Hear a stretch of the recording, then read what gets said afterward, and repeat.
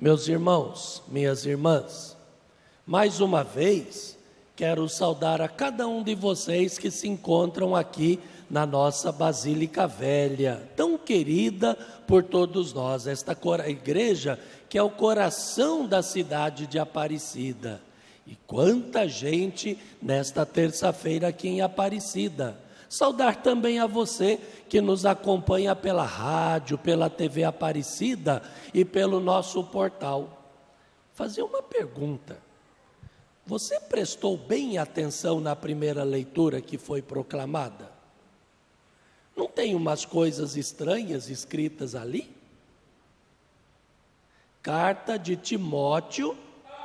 De repente ele fala assim, que o padre só pode ter uma mulher. Escutou bem o que foi falado? Ele fala assim que o diácono só pode ter uma mulher. Como que vocês explicam isso aí? Hoje, pelo menos, a grande maioria dos padres, a não ser os diáconos permanentes, são celibatários, né? E se o padre deseja constituir uma família, ele precisa se liberar do ministério, pelo menos é assim, não é? Como que a gente explica essa realidade? Vejam bem, nós estamos no começo da igreja. É bom a gente lembrar que o cristianismo começou pequenininho. Os historiadores dizem que quando Jesus ressuscitou, quando se passou todo o processo pascal de Jesus Cristo, a cidade de Jerusalém era uma cidade de mais ou menos 80.000 pessoas.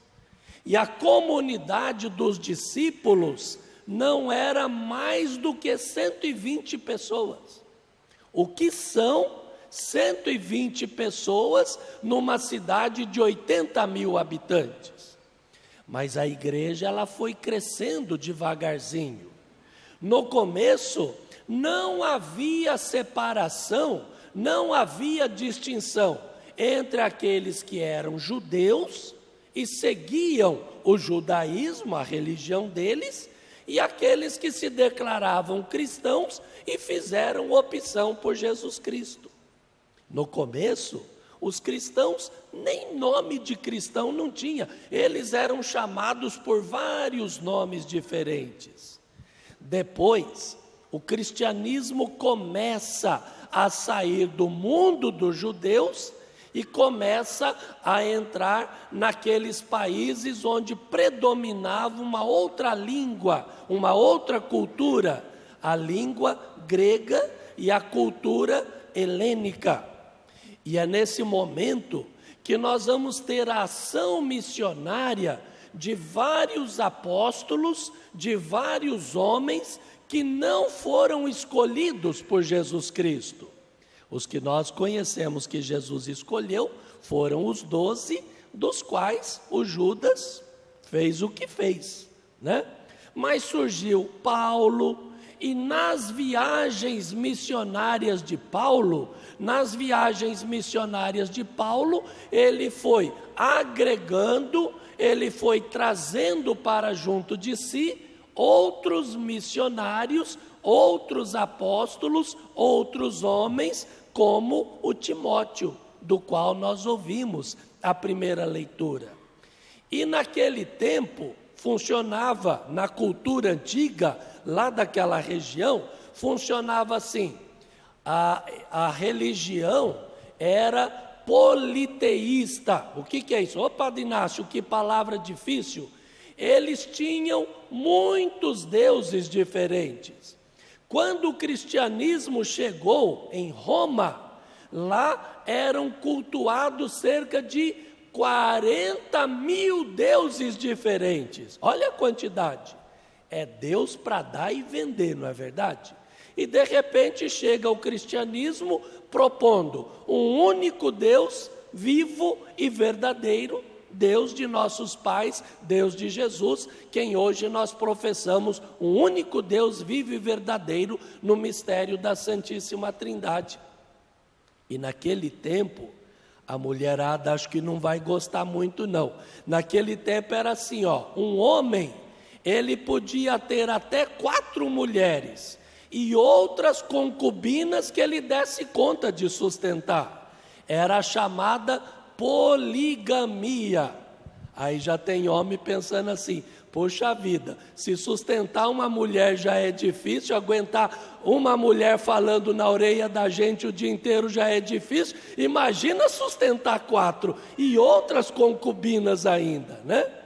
Mas era o costume daquela época, que aos pouquinhos foi sendo modificado. Padre Inácio está brincando, né? Porque as mulheres que estão aqui não dão trabalho para os maridos, não. Às vezes são os maridos que dão mais trabalho para as mulheres, não é assim? Mulher quase que não gosta de falar, não é verdade? Vixe, a mulher não fala de jeito nenhum, né?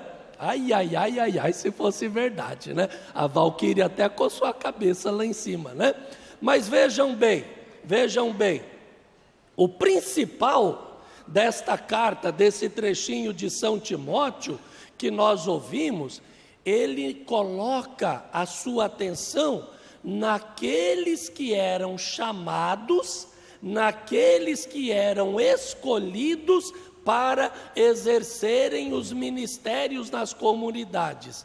Entre eles, os 2 ministérios que se destacavam: o ministério do presbiterato, que hoje nós chamamos de sacerdócio, e o ministério do diaconato, homens que se faziam servidores da comunidade. E aí, seguindo os costumes daquela época, seguindo o jeito que os povos antigos viviam, São Timóteo, ele vai dar algumas recomendações importantes, sobretudo para dizer assim: quem exerce um ministério precisa ter uma vida correta, precisa ter uma vida perfeita, não dá, santa não tem jeito, porque nós somos pecadores, mas precisa ter uma vida exemplar, precisa ter uma vida exemplar.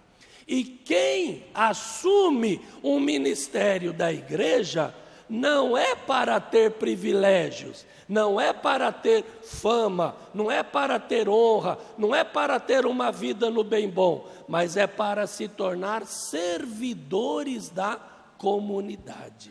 Servidores da comunidade, para que a igreja de Jesus Cristo cresça como um corpo unido, testemunhando a fé de Jesus Cristo no meio do mundo. Meus irmãos, minhas irmãs, no começo da igreja, existiam alguns ministérios que hoje nós chamamos ministérios ordenados: o diácono, o padre e o bispo. Mas na nossa igreja, nas nossas comunidades hoje, quantos ministérios diferentes que nós temos? Ministro da Eucaristia, ministro da Palavra, ministro da Esperança, ministro do batismo, ministro do matrimônio. A gente poderia fazer uma lista grande. O principal, isso serve para todos nós, e eu penso que seja uma responsabilidade nossa. Quem assume um ministério, a começar do Padre Inácio, que está falando para vocês, que está falando para vocês que estão em casa, nos acompanhando, precisa ter uma vida exemplar. O povo sabe compreender os nossos pecados, o povo sabe compreender as nossas fraquezas, e sabe quando a gente tem uma reta intenção de acertar, para que a igreja cresça como corpo unido, testemunhando Jesus Cristo no meio do mundo. Esta graça, esta bênção que nós queremos pedir para Deus, pela intercessão de Nossa Senhora, a partir desta primeira leitura que nós ouvimos e que agora nós meditamos. Louvado seja nosso Senhor Jesus Cristo. Para sempre seja louvado.